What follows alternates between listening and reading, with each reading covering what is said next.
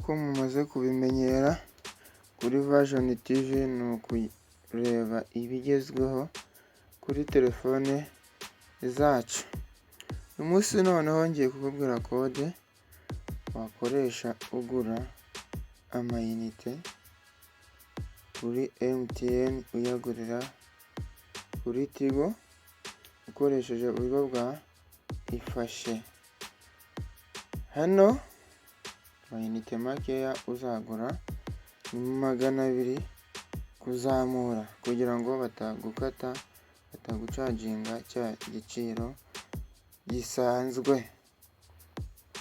Ko dusanzwe tubimenyereye kugura amayinite uyakura kuri MTN uyagurira kuri Tigo, akenshi baducaginga amafaranga, baducaginga cost, ariko kode ngiye kukubwira yo nta n'igitoye bazajya bakwaka.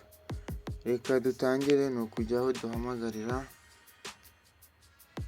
tukandikamo akanyenyeri 662 urwego,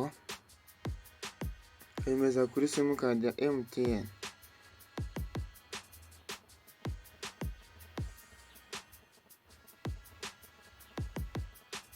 Nk'uko mubibona batubwiye ngo welcome to FDI service. Duhitamo rimwe ifashe,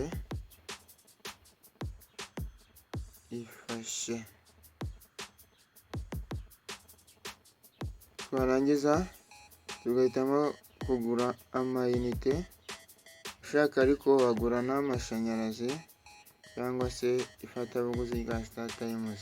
Twebwe dukanda kuri rimwe, twarangiza tugashyiramo ya nimero ya mobile ariko ya Airtel cyangwa Tigo, tukayishyiramo twihuse, send. Urabona baratubwiye ngo top up airtime, gashyiramo amafaranga ariko atari munsi ya 200. Turandikemo 200. Hano baguha transaction wemeza kugira ngo bibashe gukunda, nk'uko twabibonye kuri ya kode y'ubushize. Noneho yo igufasha kubona amayinite y'ijana.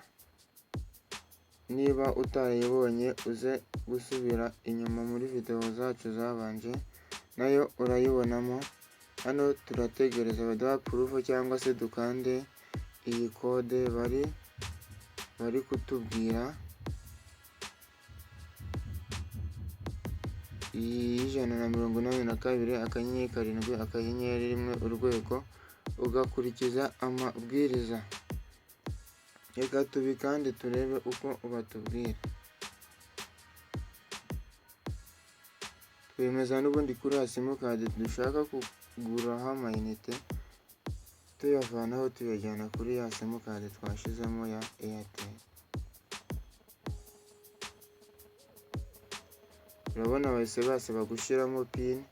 Yamutse ushizemo pin bahita bampa amayinite yanjye akagera kuri simukadi.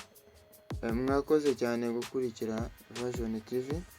Bibutsa gukanda subscribe, share, comment kugira ngo ubutaha tujye tumenya ibiganiro tubahereza.